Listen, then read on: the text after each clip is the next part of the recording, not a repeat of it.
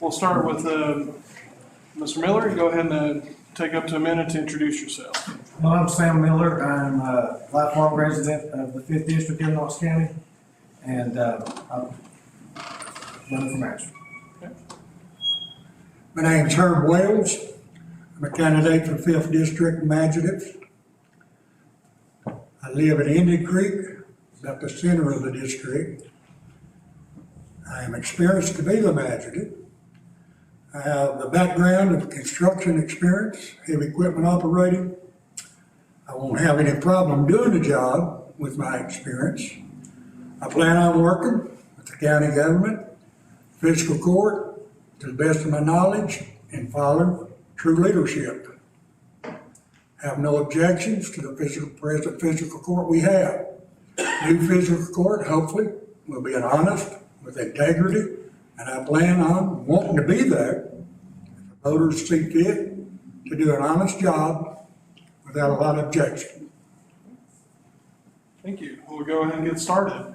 We'll start with you, Sam. We'll talk about the economy. How do you see your role as a magistrate when it comes to our county's economy?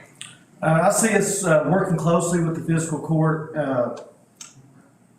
to doing whatever we can collectively to attract new industry, but personally, in my district, keeping it clean and well maintained to help attract any kind of new industry. Okay. How do you see your role as a magistrate when it comes to our county's economy? The economy needs to be improved. We need to improve that with industry. We need to clean our communities up so that industry will be welcome, a more pleasant environment and be placed within. I'm not criticizing as it is with our leadership. We're doing the best we can, in my belief, with the funds we have. Hopefully, we will receive more funding and more industry to build this economy up. First, I believe we need to clean our community up. Our right-of-ways, we need to work with our solid waste system. We need to work with other things to clean our community up so it will be an acceptable community. Okay. Next question. What do you plan to do as a magistrate to see Knox County move forward? I plan to come in open-minded, ready, willing, and able to do whatever is needed to see the continual growth that we've already had, and to make sure that any new goals that we set are met. Okay. Herb, what do you plan to do as a magistrate to see Knox County move forward? I plan on working with the county governments. I plan on working with the fiscal court. I want to take advice from our representatives. Magistrate, in my mindset, is no more, no less than a representative of the constituents of his district. I have an open mind for a government that's higher than a magistrate to work with. Each election cycle, candidates talk about bringing jobs to the county. How would you plan to accomplish that? I believe right now the availability of jobs in our area is not the problem. I believe we're facing a problem of our people not having proper training for the jobs that we currently have. For example, I work in the transportation business, and commercial drivers are in high demand.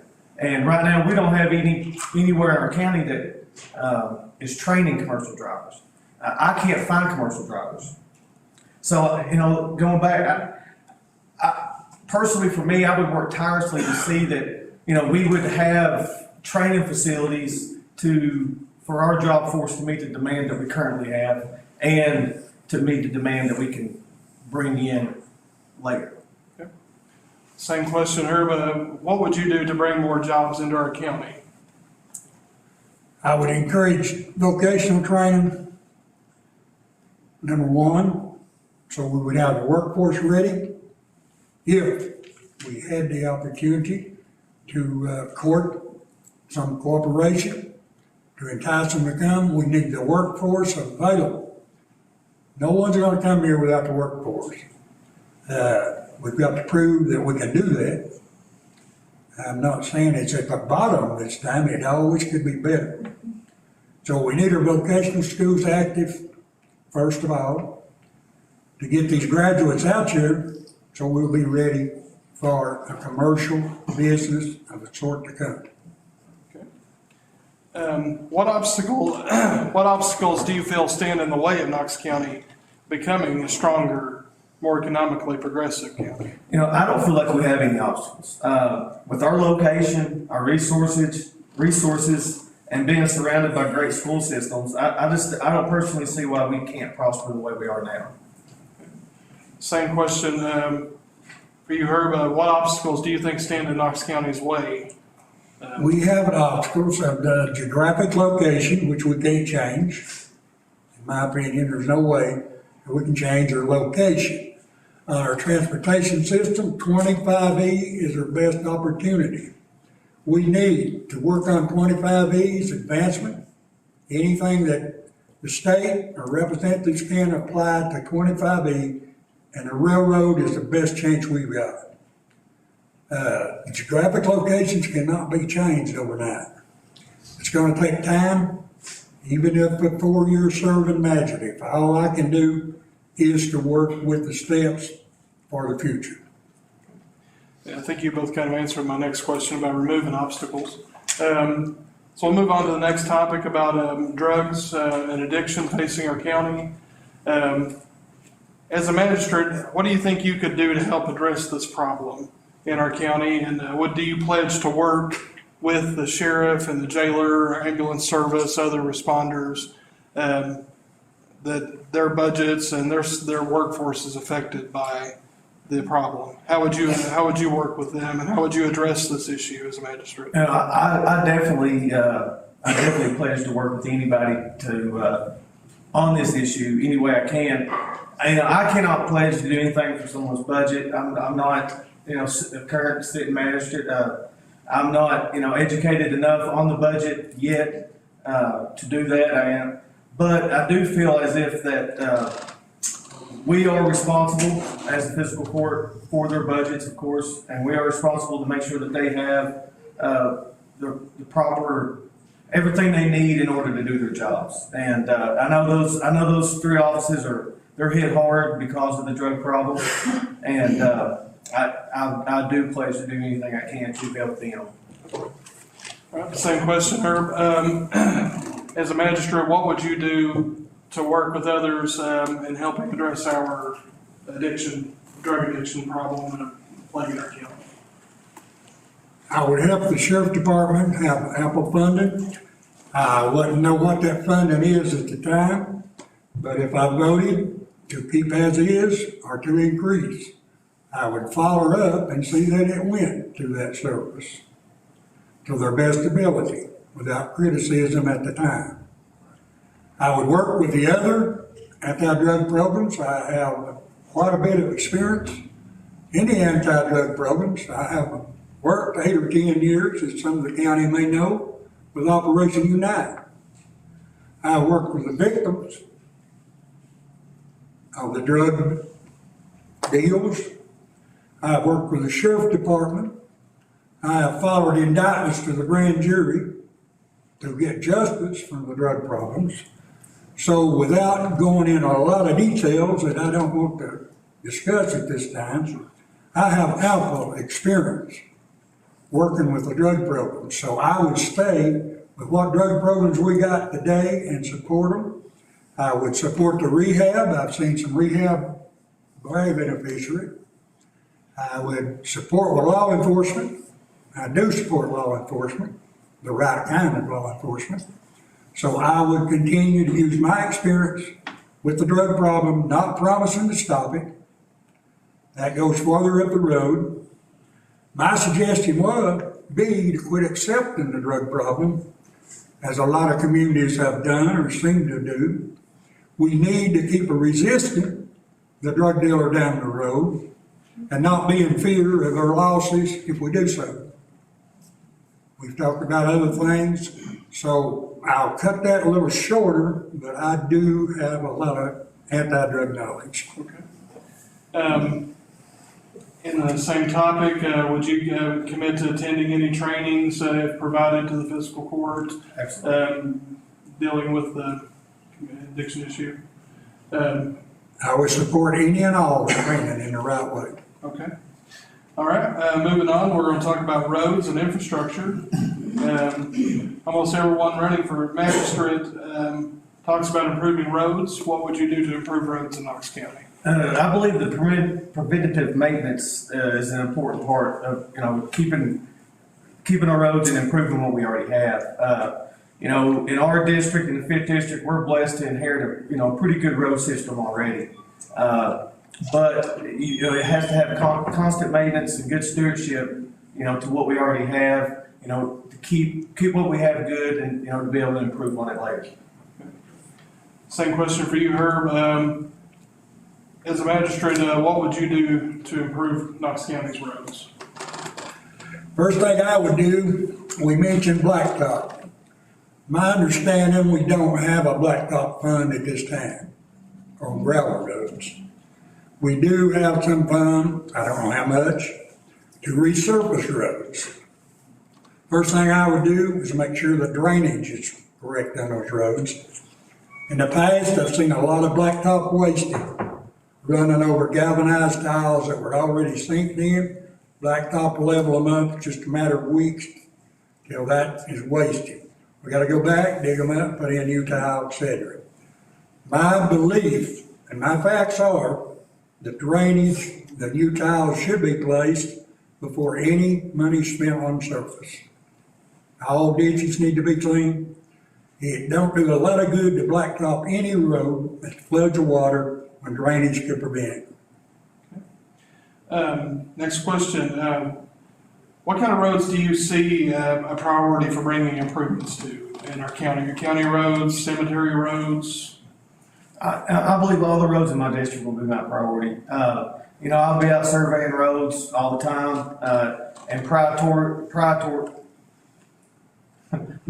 them in order in the way that they need, by, what needs done, each time I receive equipment.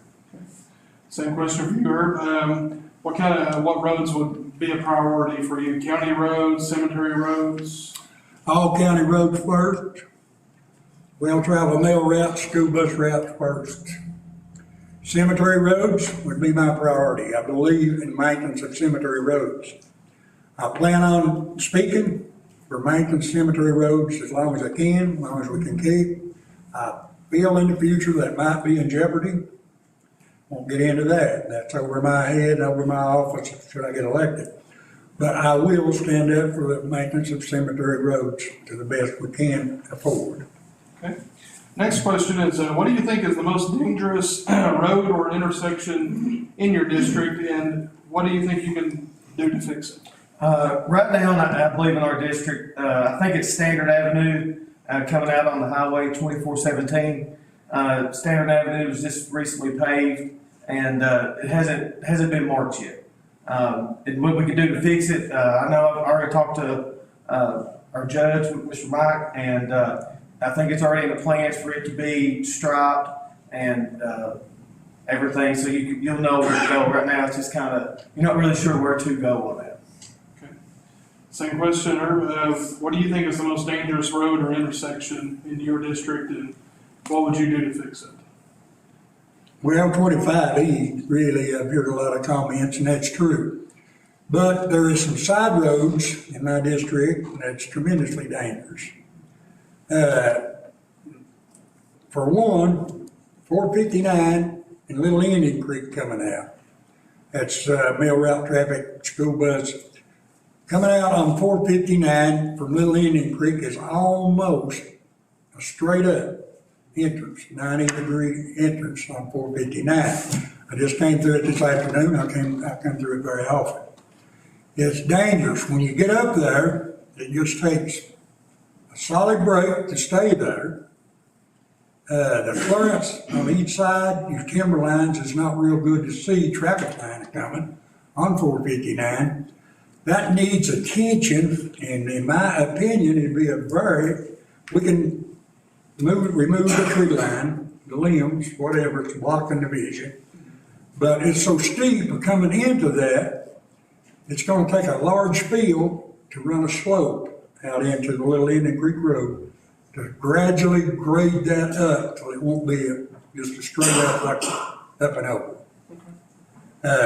Mosley Branch Road was real dangerous coming into the Indian Creek Road, but we did get a stop sign there and it's been very beneficial. Coming on up to Highway 6, Indian Creek Road on Highway 6 has improved with stop signs. So there are a number of dangerous ones. Some can be expensive, others can be simple. The main thing on these country back roads is keeping the timber line clear so the school buses, community traffic can see the oncoming traffic that has the right of way. All right, besides roads, what pieces of infrastructure do you think the county needs to address, and how would you address it? I'm staying on the same theme I've heard all night is, on the water. We are in, there's no reason for anybody in our county right now to be without good, clean drinking water. And, I think it's something that we definitely have to address and, continue to work on. And also something I've noticed when we've been out is, maybe trying to figure out a way to clean out some of our creeks. Maybe if we can clean our creeks out a little bit, we can prevent a lot of problems in the future.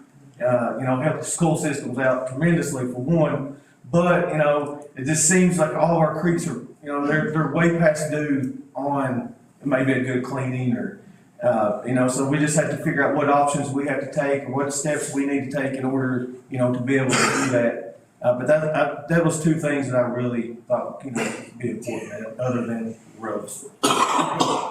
Same question, Herb. Besides roads, what pieces of infrastructure do you think the county needs to address, and how would you address it? Well, again, drinking water. We're beginning to see some coal mining operations. I'm coal friendly. I realize and do know from past years that accumulates a fund from severance tax, this and that. I have been told, and I've done a little research, I think all of that tax now will be going back to the county. I'm not for sure, but I think I've been informed. It will be go back to the county that the tax is generated in. That's gonna help. Now, getting back to the waterways, the creeks, we have a serious problem there in my belief. We cannot, as a magistrate, have our equipment in these creeks. If I'm wrong, I need to be corrected on that. These creeks are dammed up with beaver dams, et cetera, et cetera. We cannot clean out creeks on account of EPA regulations, if I'm correct. Now, we do have a flooding problem, 459. Part of that's been addressed. Coming out of Bull Run Holler, that section there has been addressed. It is going to be a goal. And I will say that's very beneficial. There's been fatalities there. And you're talking to a first-class guy that almost got drowned there in the past himself. I ran into that backwater at a high rate of speed out of ignorance before daylight. I had to climb from the vehicle over the trunk deck and I almost froze to death before a neighbor let me in to use his fireplace. So it's been a problem for years. I'm very proud that that one is going to be addressed. Okay. All right, we're moving on to talk about taxes. Do you favor raising taxes to bring more revenue into the county government? No, I do not. All right. Sure. I favor no tax increase on an individual. Again, we will hope to bring industry so we can generate enough money in the far future to keep from raising taxes. I don't know how or how often, quick that can be done. It's a future process. But to raise taxes, no. All right. If not in favor of raising taxes, how do you propose that the county brings in new revenue, new funds for its programs and its developments? I think what the county is doing right now, with the new park, that park's going to bring in travel ball. The travel ball is going to bring in, hopefully 15, 20 teams. That 15, 20 teams is going to have, 100 people come in with that tournament, 150 people coming. They're going to be eating. they're gonna be spending their money here. You know, that's generating revenue for, you know, for us also. And, you know, just, you know, making sure that what we currently have is not being wasted. You know, being, you know, really good stewards of what we already have. You know, that's something I haven't dug into yet. You know, but, you know, I definitely will, you know, if I'm blessed enough to win. But, you know, then you got the racetrack coming in, it's the same thing. So you see these tourism things coming in, and that's nothing but, that's just revenue, you know, for the county. So that's how you. Sure. How do you propose bringing in more money to the county, if we're not gonna raise taxes? As been discussed, we have got a lot of things on the burner that's gonna generate taxes. I know that. I have enough knowledge to know that. My ambition is to support what we have coming, what's already on the table, that I feel will not be done away with. I believe it will happen. So that's gonna give us time to do and work with the future and see what we might can do. Okay. Talk about the fire fee next. It's been implemented a few years back. Do you believe that the fee has been handled as best as it can be?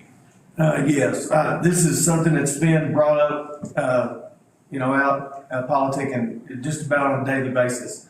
And I feel like, you know, the fire department that we have there in the fifth district, the West Knox Fire Department, they do a fantastic job. And, you know, talking to those guys, and they couldn't make it without it, basically. And, you know, they're doing big things down there. They built a new firehouse. You know, now they got the 2 stations in Knox County. They're getting a new pumper. I think they approved it maybe on their last meeting, or was talking about it on their last meeting. And that, you know, that's money coming from, you know, the fire fee. So I think it's a great thing, and I think it's, you know, something that's been handled, you know, in our fire department, you know, the best it possibly can. Herb, do you think the fire fees have been handled the best as they can be? I pay my fire fees. I expect my neighbors to pay them. We need a fire department. We need an efficient fire department. It'd be idiotic to say we don't need a fire department. We need it for all our residents.